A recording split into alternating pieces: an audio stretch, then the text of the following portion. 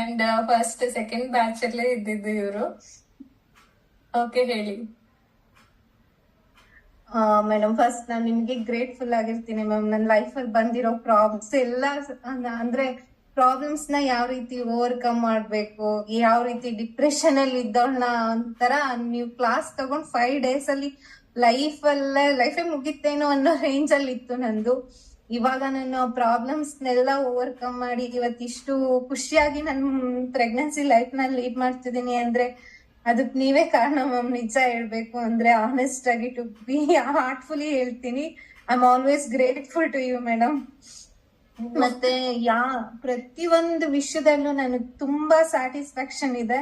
ನೀವು ಹೇಳ್ಕೊಟ್ಟಿರೋ ಒಂದೊಂದ್ ಕ್ಲಾಸ್ ಅಲ್ಲೂ ತುಂಬಾ ಸ್ಯಾಟಿಸ್ಫ್ಯಾಕ್ಷನ್ ಇದೆ. ಎಷ್ಟು ಯಾವ ತರ ನನ್ನ ಲೈಫಲ್ಲಿ ಸ್ಟೆಪ್ ತಗೋಬೇಕಂತ ಕನ್ಫ್ಯೂಸ್ ಆಗಿ ಫುಲ್ ಲೋ ಫೀಲ್ ಆಗಿ ಡಿಪ್ರೆಷನ್ಗಿನ್ನ ಒಂದ್ ಸ್ವಲ್ಪ ಜಾಸ್ತಿನೇ ಆಗೋಗಿತ್ತು. ಬಟ್ ನಿಮ್ ಕ್ಲಾಸಸ್ ಮತ್ತೆ ನೆನಪು ಮಾಡ್ಕೊಂಡು ನೀವ್ ಹೇಳಿದ್ದನ್ನೆಲ್ಲ ನಾನು ಅದನ್ನೆಲ್ಲ ನೆನಪು ಮಾಡ್ಕೊಂಡು ಮ್ಯಾನಿಫೆಸ್ಟ್ ಮಾಡಿ ಇವತ್ತು ಇಷ್ಟು ಚೆನ್ನಾಗಿದ್ದೀನಿ ಅಂತ ಅಂದ್ರೆ ಅದಕ್ಕೆ ಕಾರಣ ನೀವು ಕೂಡ ಮತ್ತೆ ದೇವ್ರು ಕೂಡ ಅಂತಾನೆ ಹೇಳ್ಬೋದು. ಆಮೇಲೆ ನಮ್ ತಾಯಿ ಆಲ್ವೇಸ್ ಅವ್ರು ಇದ್ದೇ ಇರ್ತಾರೆ ನನ್ ಜೊತೆ. 3 ಜನನು. ಇನ್ನ ನೀವ್ ಹೇಳ್ಕೊಟ್ಟಿರೋ ಒಂದೊಂದು ಒಂದು ಅದ್ಭುತ ಅಂತಾನೆ ಹೇಳ್ಬೋದು. ನನ್ ಲೈಫಲ್ಲಿ ಮ್ಯಾಜಿಕ್ ಆಗಿ ವರ್ಕ್ ಮಾಡ್ಬಿಟ್ಟಿದೆ. ತುಂಬಾ ಮಿರಾಕಲ್ಸ್ ನಡೆದೋಗ್ಬಿಟ್ಟಿದೆ ಮ್ಯಾಮ್. ನನ್ನ ಹೆಲ್ತ್ ಕಂಡೀಷನ್ ಇಂದ ಹಿಡಿದು ಪ್ರತಿಯೊಂದನು ಕೂಡ ನಾನು ಏನೇ ಮ್ಯಾನಿಫೆಸ್ಟ್ ಮಾಡ್ಲಿ ಅದು ಟಕ್ ಆಗೋಗ್ಬಿಡುತ್ತೆ. ಮೊನ್ನೆ ಅಷ್ಟೇ ಲೋ BP ಆದಾಗ್ಲೂ ಅಷ್ಟೇ ನೀವ್ ಹೇಳಿದ್ ಮ್ಯಾನಿಫೆಸ್ಟೇಷನ್ ಮಾಡ್ಕೊಂಡ್ಮೇಲೆ ನಾನು ಹೆಲ್ದಿ ಆಗಿದ್ದೀನಿ, ನಾರ್ಮಲ್ ಇದೆ BP ಆ ತರ ಎಲ್ಲ ಹೇಳ್ಕೊಂಡ್ಮೇಲೆ ನನ್ ತುಂಬಾನೇ ಚೆನ್ನಾಗದೆ. ಇನ್ನ ಹೇಳ್ಬೇಕು ಅಂದ್ರೆ ನೀವ್ ಹೇಳ್ಕೊಟ್ಟಿರೋದು ನನ್ಗೆ ಇನ್ನೂ ನೆನಪಿದೆ. ನಿದ್ದೆಗಣ್ಣಲ್ಲಿ ಕೇಳಿದ್ರು ಹೇಳ್ಬಿಡ್ತೀನಿ. ಅಷ್ಟು ಚೆನ್ನಾಗಿ ನನ್ನ ಮನ್ಸಿಗೆ ನಾಟಿದೆ ಅನ್ನೋದಕ್ಕಿಂತ ಅದು ಹಾರ್ಟಿಗೆ ಟಚ್ ಆಗಿದೆ ಅಂಡ್ ದೆನ್ ಮೈಂಡ್ ಅಲ್ಲಿ ರಿಜಿಸ್ಟರ್ ಆಗ್ಬಿಟ್ಟಿದೆ. ಬೇಕಾದ್ರೆ ಈಗ್ಲೂ ನಾನು ಯಾರಾದ್ರೂ ಪ್ರೆಗ್ನೆಂಟ್ ವುಮೆನ್ ಬಂದ್ರೆ ಅವ್ರಿಗೂ ಶೇರ್ ಮಾಡಿ ಅವ್ರ ಮೈಂಡ್ ಸೆಟ್ ನ ಚೇಂಜ್ ಮಾಡೋ ರೇಂಜಿಗೆ ಆಗಿದ್ದೀನಿ ಅಂತ ತುಂಬಾ ಖುಷಿಯಾಗಿ ಫೀಲ್ ಆಗ್ತೀನಿ. ಪ್ರತಿಯೊಂದು ಅಷ್ಟೇ ಮ್ಯಾಮ್. ನಾನು ಇವಾಗ ಎಷ್ಟೇ ಸ್ಯಾಡ್ ಸಿಚುಯೇಷನ್ ಅಲ್ಲಿ ಇದ್ರು ಕೂಡ ಯಾವ ತರ ಅದನ್ನ ಹ್ಯಾಪಿ ಸಿಚುಯೇಷನ್ ನಮ್ಮನೇಲೆ ಏನಾದ್ರು ಸಣ್ಣ ಪುಟ್ಟ ಜಗಳ ಆಡಿದ್ರು ಅವ್ರನ್ನ ನಾನು ಚೇಂಜ್ ಮಾಡೋ ರೇಂಜಿಗೆ ಆಗಿದ್ದೀನಿ ಅಂತ ಖುಷಿ ಅನ್ಸುತ್ತೆ ಮ್ಯಾಮ್.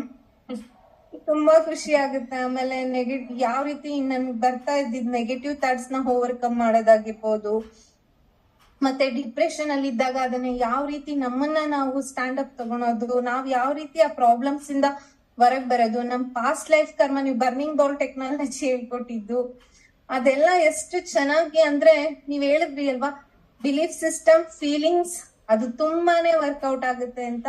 ಅವೆರಡನ್ನು ನಾನು ತುಂಬಾ ಸ್ಟ್ರಾಂಗ್ ಆಗಿ ಫೀಲ್ ಮಾಡಿ ಸ್ಟ್ರಾಂಗ್ ಆಗಿ ನಮ್ದೆ ಮ್ಯಾಮ್.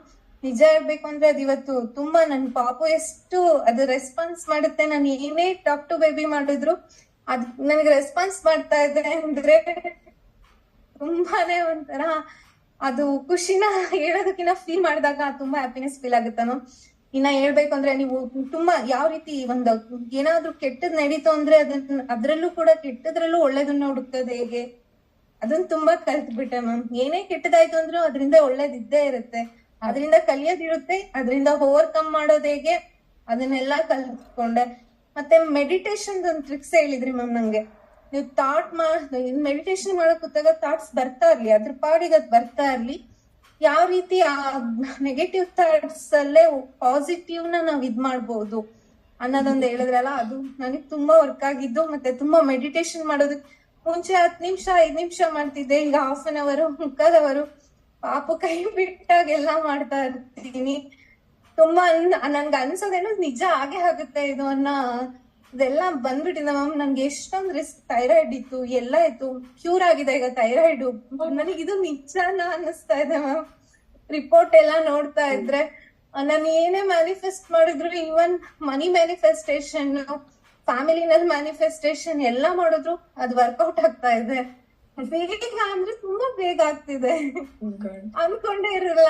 ಮೂನ್ ಮ್ಯಾನಿಫೆಸ್ಟೇಷನ್, ಮೊನ್ನೆ ಗ್ರಹಣ ದಿನ ಮಾಡಿದ ಮ್ಯಾನಿಫೆಸ್ಟೇಷನ್ಸ್ ಎಲ್ಲ ತುಂಬಾ ಬೇಗ ವರ್ಕ್ ಆಗುತ್ತೆ, ತುಂಬಾ ಖುಷಿ ಆಗುತ್ತೆ. ಒಂಥರ ಏನು ಇಷ್ಟೊಂದು ಪ್ರಾಬ್ಲಮ್ಸ್ನೆಲ್ಲ ಫೇಸ್ ಮಾಡಿದ್ ನಾನೇನಾ ಅಂತ ನನಗೆ ನಂಬಕ್ಕಾಗದೆ ಇರೋಷ್ಟು ಖುಷಿ ಆಗ್ಬಿಟ್ಟಿರುತ್ತೆ ಮ್ಯಾಮ್.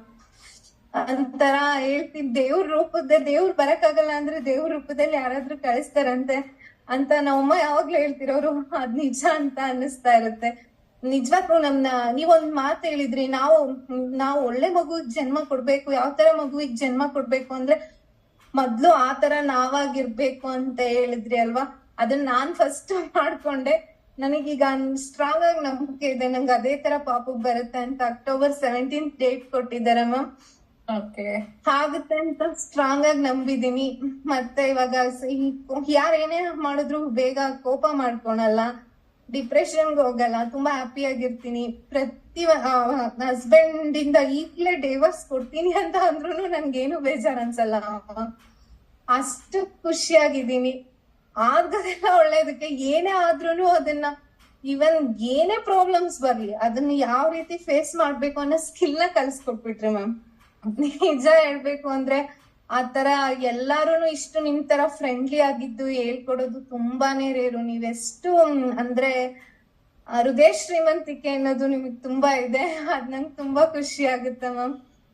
ನಿಜ ಆಟ್ಲಿ ನೀವು ತುಂಬಾ ರಿಚ್ ಇದ್ದೀರಾ. ಎಂತ ಬರೀ ಎಲ್ಲಾರು ಮನಿ ಮೈಂಡೆಡ್ ವರ್ಕ್ ಒಂದ್ ಸ್ಟಾರ್ಟ್ ಮಾಡ್ತಿರ್ತಾರೆ ಅಂದ್ರೆ ಬರೀ ಮನಿ ಮೈಂಡೆಡ್ ಅನ್ಸುತ್ತ ma'am. But you are not like that. ನಿಜ ಹೇಳ್ಬೇಕು ಅಂದ್ರೆ ಒಂದ್ ಫ್ರೆಂಡ್ ಆಗಿ, ಮೆಂಟರ್ ಆಗಿ, ಇವನ್ ನನ್ ತಾಯಿ ತರನು ಕೂಡ ಮಾತಾಡಿದೀರಾ. ಒಂದೊಂದ್ಸತಿ ನಿಮ್ ಮಾತುಗಳಲ್ಲಿ ನಮ್ ತಾಯಿ ಮಾತುಗಳನ್ನ ಕೇಳಿದೀನಿ. ನೀವ್ ಏನ್ ಹೇಳಿರ್ತಿದ್ರು ಅದ್ ನಮ್ಮ ಅಮ್ಮನೂ ನನ್ಗೆ ಹೇಳಿರ್ತಾ ಇದ್ರು. ನೀವ್ ಹೇಳಿರೋ ಪ್ರತಿಯೊಂದ್ ಮಾತಲ್ಲೂ ನಮ್ ತಾಯಿ ಮಾತುಗಳು ಕೇಳಿಸ್ತಾ ಇದ್ವು ನನ್ಗೆ. ಅದಂತೂ ತುಂಬಾ ನನ್ನ ಫುಲ್ ನನ್ನ ಇನ್ನರ್ ಪರ್ಸನಲ್ ಕ್ಯಾರೆಕ್ಟರೇ ನನ್ ಚೇಂಜ್ ಮಾಡಾಕಿದ್ರಿ. ಹಂಗಾಗಿ ನನ್ ಮಗುನು ಕೂಡ ಒಳ್ಳೆ ಮಗು ಜನ್ಮ ಕೊಡ್ತೀನಿ ಅನ್ನೋ 100% ಗ್ಯಾರಂಟಿ ಇದೆ ಮ್ಯಾಮ್. ತುಂಬಾ ಖುಷಿ ಆಗುತ್ತೆ. ಹೇಳ್ಬೇಕಂದ್ರೆ ನಾನು ಅನ್ಕೊಂಡೇ ಇರ್ಲಿಲ್ಲ ನನ್ಗೆ ಇಷ್ಟು ಭಗವಂತ ಇಂತ ಒಳ್ಳೆ ಸುವರ್ಣ ಅವಕಾಶ ಕೊಡ್ತಾನೆ ಅಂತ ನಿಮ್ ಕ್ಲಾಸ್ ನ. ನಾನ್ ನಿಜ ಒಂದ್ ಗೋಲ್ಡನ್ ಆಪರ್ಚುನಿಟಿ ಅನ್ನೋದಕ್ಕಿಂತ ಡೈಮಂಡ್ ಆಪರ್ಚುನಿಟಿ ಅಂತ ಅನ್ಕೊಂತಿರ್ತೀನಿ. Okay, great. ನಿಜ ಮ್ಯಾಮ್. ಹೇಳ್ಬೇಕು ಅಂದ್ರೆ ಎಷ್ಟೊಂದ್ಸಲ ನನ್ಗ ಅಳು ಅಂದ್ರೆ ಮತ್ತೆ ನಮ್ಮ ಹಸ್ಬೆಂಡ್ ಆಡಿರೋ ಮಾತುಗಳು ಅಂದ್ರೆ ಆಟೋಮೆಟಿಕ್ ಆಗಿ ಅದ್ ನನ್ ಬೇಡ ಅಂದ್ರೂ ನೆನಪು ಬರ್ತಾ ಇತ್ತು. ಅವಾಗ ನೀವ್ ಹೇಳಿರೋ ಮಾತುಗಳು, ನೀವ್ ಹೇಳಿರೋ ಒಂದೊಂದ್ ಮಾತುಗಳನ್ನು ನೆನಪು ಮಾಡ್ಕೊತಾ ಇದ್ದೆ. ಅವಾಗ ನನಗೆ ಖುಷಿನೂ ಆಗೋದು. ಏನಕ್ಕೆ ನಾನು ಇಷ್ಟೊಂದು ನನ್ನಲ್ಲೇ ನನ್ಗೆ ಎಬಿಲಿಟಿ ಇದೆ, ನಾನೇನಕ್ಕೆ ಮೇಡಮ್ ಹೇಳಿದ್ರಿ ಅಲ್ವಾ ಮೆಡಿಟೇಷನ್ ಮಾಡ್ಬೇಕಂತ, ಮಾಡೋಣ, ಚೇಂಜ್ ಆಗ್ತೀನಿ ಅಂತ ಅನ್ಕೊಂಡೆ. ಇವತ್ ನಮ್ಮ ಅಮ್ಮನೇ ನಂಬಕ್ ಆಗ್ತಾ ಇಲ್ಲ ಇದು ನನ್ ಮಗಳ ಅಂತ. ಅಷ್ಟು ಚೇಂಜ್ ಆಗ್ಬಿಟ್ಟಿದೀನಿ. ಅವರು ತುಂಬಾ ಖುಷಿ ಪಡ್ತಾರೆ. ನಾನ್ ಹಂಗಂತ ಇದ್ರು ಮ್ಯಾಮ್, ಪಾಪು ಆದ್ಮೇಲೆ ನಿಮ್ ಮೇಡಮ್ಗೆ ಹೋಗ್ಬಿಟ್ಟು ಒಂದಿನ ಮಾಡ್ಕೊಂಡು ಗಿಫ್ಟ್ ಕೊಟ್ಬರೋಣ ಅಂತ ಮಾತಾಡ್ತಾ ಇದ್ವಿ ಮ್ಯಾಮ್. ನಿನ್ನೆ ತಾನೇ ತುಂಬಾನೇ ಅದೊಂದೇ ಅಂತ ಅಲ್ಲ ಮ್ಯಾಮ್, ಇನ್ನ ನನಗ್ ಅನ್ನಿಸ್ದಂಗೆ ತುಂಬಾನೇ ಗುಡ್ ವೈಬ್ರೇಷನ್. ಅಂದ್ರೆ ನಿಮ್ ಕ್ಲಾಸಿಗೆ ಬಂದ್ಮೇಲೆ ಲೋ ಫೀಲ್ ಆದಾಗ ಯಾವ ರೀತಿ ನನ್ನ ವೈಬ್ರೇಷನ್ ಇಟ್ಕೋಬೇಕು, ಒಳ್ಳೊಳ್ಳೆ ಮಾತುಗಳಿಂದ ಎಂತ ಕೆಟ್ಟ ವ್ಯಕ್ತಿನೂ ಕೂಡ ನಾವು ಚೇಂಜ್ ಮಾಡ್ಬೋದು ಅನ್ನೋದ್ ನನ್ ಕಲ್ತ್ಬಿಟ್ಟೆ. ಯಾವ ತರ ನಮ್ ನಡವಳಿಕೆ ಇರುತ್ತೋ, ನಾವ್ ಏನಾಗಿರ್ತೀವೋ ಅದನ್ನ ಅಟ್ರಾಕ್ಟ್ ಮಾಡ್ತೀವಿ ಅಂತ ಹೇಳ್ಕೊಟ್ಟಿದ್ದೀರಲ್ವಾ ನಿಮ್ ಕ್ಲಾಸ್ ಅಲ್ಲಿ ನಾನು ಜಾಯಿನ್ ಆಗಿ ಅದನ್ನ ನಿಜ ನನಗೆ ಸ್ಟಾರ್ಟಿಂಗ್ ನನ್ಗೆ ಅದನ್ನ ಫಾಲೋ ಅಪ್ ಮಾಡೋಕೆ ಸ್ವಲ್ಪ ಕಷ್ಟ ಅನ್ನಿಸ್ತು. ಒಂದ್ 15 days 20 days ನನಗೆ ಕಷ್ಟ ಅನ್ನಿಸ್ತು, ತುಂಬಾ ಕಷ್ಟ ಅನ್ನಿಸ್ತು. ಅದಾದ್ಮೇಲೆ ನಾನು ಫಾಲೋ ಅಪ್ ಮಾಡ್ತಾ ಮಾಡ್ತಾ ಮಾಡ್ತಾ ಸಡನ್ ಆಗಿ ರಿಸಲ್ಟ್ ಬರ್ಲಿಲ್ಲ. ಆಫ್ಟರ್ 1.5 month ಆದ್ಮೇಲೆ ನನ್ ರಿಸಲ್ಟ್ ಬರ್ತಾ ಹೋಯ್ತು. ಆಗ ತುಂಬಾನೇ ಖುಷಿ ಅನ್ನೋದಕ್ಕಿಂತ ಸ್ಯಾಟಿಸ್ಫೈಡ್ ಆಯ್ತು ಮ್ಯಾಮ್. ಕ್ಲಾಸಿಗೆ ಸೇರಿದ್ದಕ್ಕೂ ಇಷ್ಟೊಂದು ಬೆನಿಫಿಟ್ ಆಗುತ್ತೆ ಅಂತ ನಾನು ಅನ್ಕೊಂಡಿರ್ಲಿಲ್ಲ ಮ್ಯಾಮ್. ಅಷ್ಟು ಸೇರುವಾಗ ಅಷ್ಟು ನಾನೇನೋ ಪಾಪುಗೆ ಒಳ್ಳೇದಾಗುತ್ತೆ ಅನ್ನೋ ಕಾನ್ಸೆಪ್ಟ್ ಅಲ್ಲಿ ಅಷ್ಟೇ ಸೇರಿದ್ದು. ಬಟ್ ನನ್ ಲೈಫ್ಗೆ ಒಳ್ಳೇದಾಗುತ್ತೆ ಅಂತ ಅನ್ಕೊಂಡಿರ್ಲಿಲ್ಲ ಮ್ಯಾಮ್. ನನ್ ಲೈಫ್ನೇ ಚೇಂಜ್ ಮಾಡ್ತು ಇದು. ಗರ್ಭ ಸಂಸ್ಕಾರ ಕ್ಲಾಸ್ ಅಂತ ಅನ್ನೋದಕ್ಕಿಂತ ನನ್ ಲೈಫ್ ಗ್ರೋತ್ ಮಾಡೋ ಒಂದ್ ಕ್ಲಾಸ್ ಅಂತ ಅನ್ನಿಸ್ಬಿಡ್ತು ಮ್ಯಾಮ್.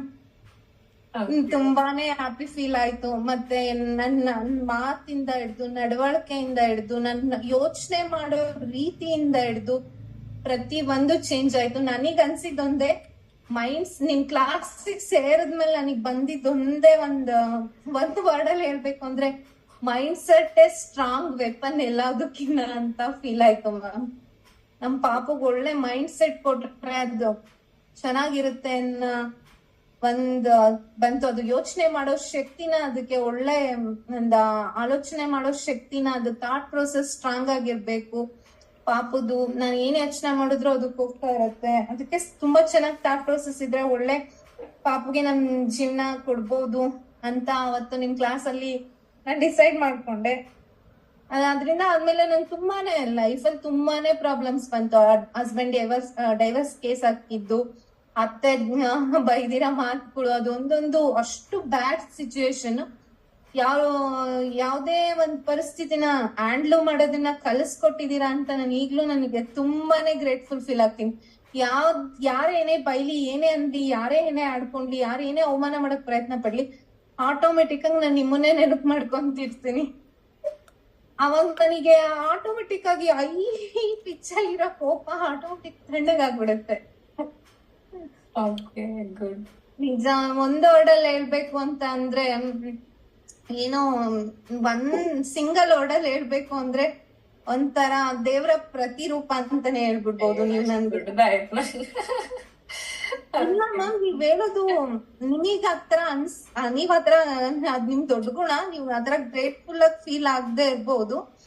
ಬಟ್ ನನಗ್ ಅನ್ಸುತ್ತೆ ಯಾವಾಗ್ಲೂ ಅಷ್ಟೇನೆ ಒಳ್ಳೆ ಮನ್ಸಿಂದ ಹೇಳ್ತೀರಾ. ಏನೇ ಹೇಳ್ಕೊಡ್ಲಿ ಒಂಚೂರು ನಾನ್ ಕಲಿಸ್ತಿದೀನಿ, ನಾನ್ ಮಾಡ್ತಿದೀನಿ, ಬಿಡು ಫೀಸ್ ಕಟ್ಟಿದಾರೆ ಕಲ್ತ್ಕೊಂಡ್ಲಿ, ಕಲ್ಸ್ಬಿಡೋಣ, ಮಾಡ್ಬಿಡೋಣ ಆತರ ಏನು ಇಲ್ಲ.